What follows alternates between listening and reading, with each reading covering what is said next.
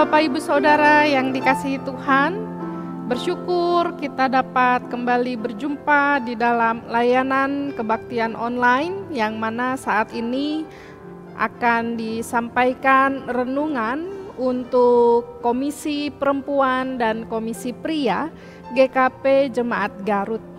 Terima kasih kepada Tuhan Yesus Kristus yang telah membuat kita terus dapat menikmati hidup ini meski mengalami berbagai keterbatasan ataupun bahkan kesulitan yang saat ini tengah dirasakan oleh hampir seluruh masyarakat dan seluruh jemaat GKP Garut. Tetapi biarlah kasih Tuhan juga tetap terus dapat kita rasakan hingga saat ini. Saya mengajak Bapak Ibu untuk meluangkan waktunya sejenak. Kita bersama-sama bersatu hati di dalam pembacaan Alkitab pada saat ini yang terambil dari 2 Samuel pasal 7 ayat 1 hingga 17. Bapak Ibu dapat membacanya lebih dulu di dalam Alkitabnya sebelum kita lanjutkan di dalam perenungan pada hari ini. Bapak Ibu Saudara, bagi mereka yang senang memelihara burung, pasti sudah tidak asing lagi untuk menikmati merdu dari suara burung peliharaannya. Dan sudah dapat dipastikan karena ini adalah hobi, karena ini adalah hewan kesayangan, maka sarangnya pun dibuat atau bentuknya tuh disesuaikan dengan burung ini. Kemudian juga tempatnya sarang ini akan dibersihkan setiap waktu. Kemudian makanan, minuman juga akan tercukupkan di sana. Karena ada kesenangan dan ada keinginan untuk merawat, memelihara hewan ini dengan baik. Sehingga terpuaskanlah ketika sang pemilik mencoba untuk mendengar suara hewan peliharaannya ini dengan cara dia bersiul atau dengan cara dia menjentikkan tangannya ke burung tersebut, lalu burung bersuara mengeluarkan indahnya suara yang ia miliki. Dan itu akan menjadi kesenangan tersendiri bagi sang pemilik hewan peliharaan. Tetapi Bapak Ibu Saudara, pernahkah terlintas pula dalam pikiran kita bagaimana perasaan hewan tersebut di dalam sangkarnya? Meski disediakan tempat yang bersih, makanan dan minuman yang juga selalu tersedia, sehingga tidak perlulah hewan ini mencari makanan keluar, berebut makanan atau mencari minuman karena semuanya sudah tersedia. Tetapi mungkin saja yang dirasakan oleh burung ini, dia tidak nyaman dengan keadaannya. Mungkin saja dia merasa jenuh. Bayangkan kalau itu juga terjadi dalam diri kita, kita yang saat ini pun sedang dalam kondisi belajar, bekerja dari rumah, beribadah dari rumah, mungkin sudah mulai merasa bosan, jenuh karena selalu berada di dalam rumah. Mungkin hal yang sama juga dirasakan oleh burung tersebut. Dia tidak nyaman, dia tidak senang, dia ingin bebas, dia ingin terlepas. Dalam bacaan kita Bapak Ibu, Daud meminta persetujuan dari Nabi Nathan untuk sekiranya diperbolehkan membangun tempat kediaman bagi tabut Allah. Ini karena Daud merasa dia sudah tinggal di tempat yang baik, tetapi tabut Allah hanya diam di dalam tenda. Keinginan ini disetujui memang oleh Nathan, tapi tidak bagi Tuhan.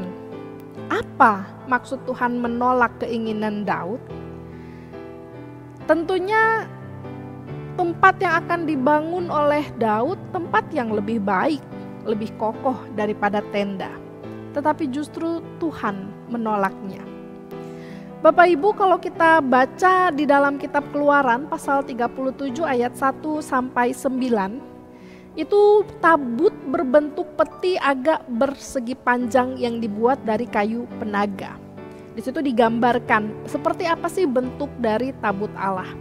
Seluruh tubuh tabut Allah ini ditutupi dengan emas.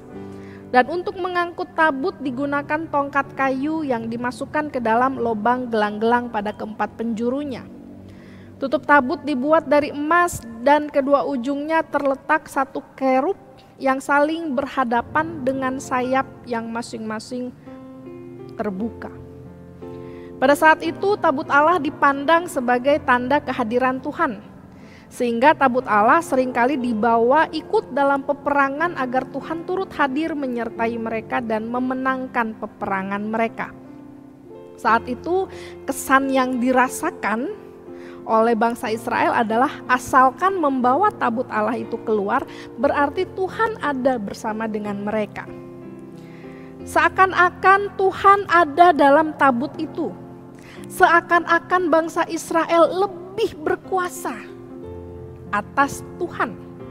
Tuhan dipaksa untuk selalu ada bersama dan menyertai mereka. Bangsa Israel merasa bahwa Tuhan itu hanya milik mereka, dan karena mereka merasa sebagai bangsa pilihan Allah, sehingga mereka terkesan membatasi Tuhan. Sehingga apapun yang harus mereka lakukan harus juga dipenuhi oleh Tuhan. Nah, di sini mulai terlihat Bapak Ibu, apa yang menjadi persoalan kenapa Tuhan menolak keinginan Daud tersebut. Karena pandangan bahwa tabut Allah sebagai tanda kehadiran Tuhan telah membuat seakan-akan Tuhan harus berada di tempat itu saja dan tidak boleh ada di tempat yang lain. Seakan-akan penyertaan Tuhan haruslah untuk mereka saja. Ini sama seperti burung di dalam sangkar yang lingkup hidupnya hanya di dalam sangkar saja, suara merdunya hanya untuk sang pemiliknya saja atau anggota keluarga yang tinggal di situ tidak bisa untuk didengarkan oleh orang banyak. Kecuali dia dibawa ke tempat orang banyak berkumpul lalu burung ini bersuara, bersiul, mengeluarkan merdu suaranya. Inilah yang menjadi gambaran penolakan Tuhan terhadap keinginan Daud. Lingkupnya tidak mau dibatasi hanya dalam satu tempat saja. Mungkin benar tempat yang akan dibangun oleh Daud ini menjadi tempat untuk memuji Tuhan sebagai tempat peribadahan kepada Tuhan. Tetapi Tuhan menunjukkan kepada Daud dan kepada kita semua saat ini bahwa Tuhan itu adalah Tuhan yang merdeka, Tuhan yang bebas, Tuhan yang berdaulat, Tuhan yang tidak bisa dipenjarakan oleh ruang dan waktu. Tuhan yang tidak bisa hanya menjadi milik tertentu saja, kelompok tertentu saja, keluarga tertentu saja, atau pribadi tertentu saja. Karena Tuhan menjadi milik setiap orang, milik setiap keluarga, milik setiap bangsa. Belajar dari firman Tuhan, terkadang kita pun melakukan hal yang sama seperti Daud. Kita membatasi Tuhan di dalam kehidupan kita dan dalam setiap rencana kita. Apa yang kita inginkan, apa yang kita impikan, apa yang kita rencanakan, haruslah Tuhan menyertainya. Haruslah Tuhan mewujudkannya. Dan tidak jarang apa yang kita inginkan atau kita impikan itu tidak terwujud, tidak tercapai, lalu akhirnya kita kecewa pada Tuhan. Lalu akhirnya kita menyalahkan kepada Tuhan atau sebaliknya. Kita menyalahkan diri sendiri dan kemudian terpuruk dalam rasa bersalah dan kekecewaan serta keinginan kita. Tanpa kita sadari, kita telah membatasi karya Tuhan di dalam kehidupan kita. Bapak Ibu yang dikasihi Tuhan, kita saat ini diajak untuk tidak terfikir bahwa Tuhan hanya milikku atau milik umat tertentu. Tetapi Tuhan yang kita kenal, Tuhan yang kita sembah, Tuhan yang kita imani adalah Tuhan yang merdeka, yang bebas. Yang bisa disembah oleh banyak orang, yang bisa disembah oleh berbagai kalangan. Dipuja-puji oleh berbagai etnis dan kebudayaan. Dan saat ini kita mau belajar. Ketika kita berada dalam posisi Daud, apa yang sudah kita harapkan, kita rencanakan lalu tidak terjadi, tidak dipenuhi, apa respon kita? Apakah kita menyalahkan Tuhan, lalu kemudian kita tidak mau lagi percaya kepadanya? Atau bahkan kita menyalahkan diri sendiri dan kita tidak mau mencoba untuk bangkit kembali? Atau kita mau terus berserah kepada Tuhan? Atau kita mau terus belajar berpengharapan di dalam Tuhan? Kita mau melihat sisi lain dari kehendak Tuhan, bukan hanya melihat dari kacamata kita sendiri. Kita mau melihat apa yang menjadi keinginan Tuhan di dalam hidup kita. Kita mau melihat apa yang menjadi harapan Tuhan di dalam hidup kita, bukan hanya melihat bahwa ada kekecewaan di dalam diri yang saat ini tengah dirasakan.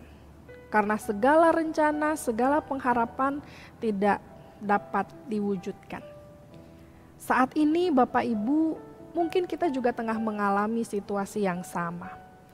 Kita berharap tidak pernah terjadi hal seperti ini.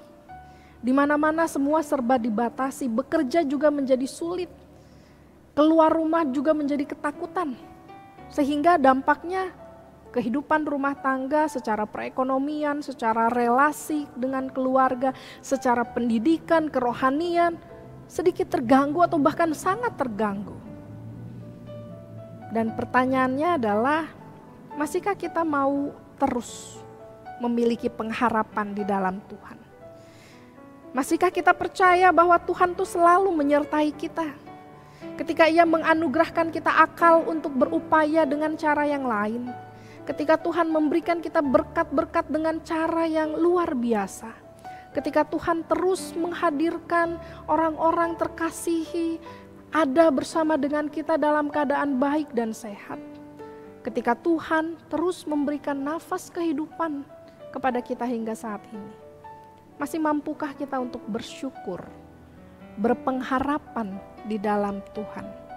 Sehingga situasi yang berat yang saat ini tengah kita rasakan dapat kita bagi, kita serahkan bersama-sama di dalam Tuhan. Agar kehendak Tuhan yang terjadi di dalam kehidupan kita dan pemulihan juga terjadi bagi seluruh umat masyarakat di Indonesia. Kiranya Tuhan memampukan kita untuk terus dapat memiliki pengharapan di dalam Kristus. Amin. Mari kita berdoa. Tuhan, situasi yang saat ini tengah kami alami bukanlah situasi yang mudah untuk kami jalani. Ada banyak kesulitan, hambatan, kekhawatiran, ketakutan yang kami rasakan. Bahkan relasi kami dengan sesama anggota keluarga kami mungkin terganggu. Perekonomian kami terganggu.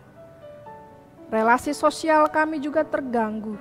Ada banyak hal yang mengganggu sehingga kami tidak lagi menjadi sama seperti dulu. Tetapi kami melihat kasih Tuhan terus ada bersama dengan kami. Keluarga kami sehat, kami dapat melihat diri kami juga sehat. Tuhan memberikan kami akal untuk terus berupaya, berusaha di tengah situasi yang serba sulit dan terbatas ini. Tuhan memampukan kami untuk terus menerima berkat-berkat Tuhan dengan cara yang luar biasa. Inilah cara Tuhan mengasihi kami. Inilah cara Tuhan memulihkan kami. Dan kami terus memiliki pengharapan agar situasi ini segera berlalu dari kehidupan kami, dari bangsa Indonesia kami, sehingga kami dapat kembali beraktivitas seperti sedia kala. Tuhan, kiranya Engkau menolong, memberkati dan memampukan kami. Haleluya, amin.